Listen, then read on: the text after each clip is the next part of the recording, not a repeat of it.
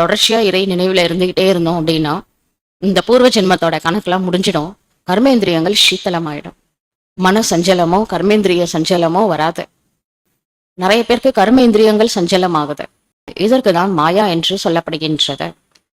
என்னுடைய கர்ம இந்திரியங்களை, அதாவது உடல் மனம் பொருள் ஈஸ்வரார்ப்பணம் பண்ணிட்டேன். இந்த உடல் சிவனோட சொத்து. அதை நான் மிஸ்யூஸ் பண்ணலாமா? சிவன் சொத்து குலநாசம். அந்த உண்டியல் பைசா இல்லை, இந்த உடம்பே சிவனோட சொத்து. அதை நான் தவறான காரியத்துக்காக யூஸ் பண்ணா 21 பர்த்தோட குலத்துக்கு நாசம் நானே ஏற்படுத்திப்பேன். அதனால கர்ம இந்திரியங்களை தவறான செயலுக்கு யூஸ் பண்ணக்கூடாது. ஏன்னா இந்த கர்மேந்திரியங்கள் சிவார்ப்பணம் பண்ணப்பட்டது, கொடுத்துட்டேன். இதுல நாமளே உரிமை கொண்டாட முடியாத நம்ம மிஸ்யூஸ் பண்ண முடியுமா? யூஸ் தான் பண்ண சொல்லி கொடுத்துருக்கிறாரு, மிஸ்யூஸ் பண்றதுக்காக கொடுக்கல. கர்மேந்திரியம் அடங்க மாட்டேங்குதா? யோகாவை அதிகப்படுத்துங்க. யோக சக்தியினால கர்மேந்திரியங்களை சீத்தலம் பண்ண முடியும்.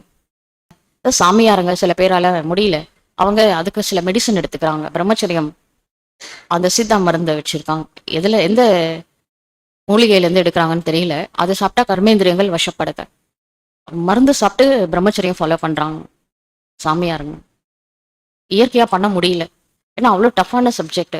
பாபா ஃபேமிலியில் இருக்கிறவங்கள ஃபாலோ பண்ண சொல்றாருன்னா என்ன அர்த்தம்? அதுக்கு சக்தி கடவுள்கிட்ட தான் இருக்கு. இந்த மெடிசன் எங்க இருக்கு? ஈஸ்வரன்ட்ட தான் இருக்கு. முரளி தான் மெடிசன். முரளியில வர ஞானத்தை விசார சாகர் மந்தன் பண்ணி இந்த தயிரை கடைஞ்சு வெண்ணையை கொண்டுட்டு வந்துட்டாதான் அந்த கர்மேந்திரியங்கள்லாம் சீத்தலமாகும். பாபா சில குழந்தைங்க கேட்குறாங்க, பாபா ஏன் மனம் சஞ்சலப்படுது, ஏன் கர்மேந்திரியங்கள் என்னோட வசத்துல வரமாட்டேங்குது? பாபாட்ட ஓப்பனா கேட்குறாங்க. ஏன்னா அம்மா மாதிரி இல்லை பாபா, தாயும் மனவன். அதனால பாபாட்ட கேட்குறாங்க. சிவ பாபா சொல்றாரு, இந்த யோக சக்தி தான் குறையா இருக்கு, அதனாலதான் கர்மேந்திரியங்கள் சொல்ற பேச்சு கேட்கல. நீங்க எவ்வளவு பாபாவுடைய நினைவுல இருக்கிறீங்களோ அவ்வளோ ஆத்மாவுக்கு சக்தி கிடைக்கும். அப்போ உங்க கர்மேந்திரியங்கள் உங்கள் வசப்படும்.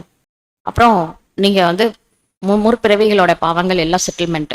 கர்மா பிளஸ் அதீத், கர்ம கணக்குல இருந்து விடுபட்ட நிலை. எந்த கணக்கும் உங்களை டிஸ்டர்ப் இனிமே பண்ணாது. முடிஞ்சிச்சு கணக்கெல்லாம் செட்டில்மெண்ட். அதுக்கு பேர் தான் கர்மாதீத்த நிலை. கர்மாதீத்த நிலை அடைஞ்சதுக்கு அப்புறமா கர்மேந்திரியங்கள் சீத்தலம் ஆயிடும். நீங்க கோவப்படணும் அப்படின்னு நினைச்சா கூட உங்களால கோவப்படவே முடியாது, எல்லாம் சீத்தலமா இருக்கும். கர்மேந்திரியங்கள் வசப்படுத்துறது இறை நினைவு மூலமாக மட்டுமே முடியும். பாரத நாட்டின் பழமையான ராஜயோகம் இதுக்குதான் ஃபேமஸ்.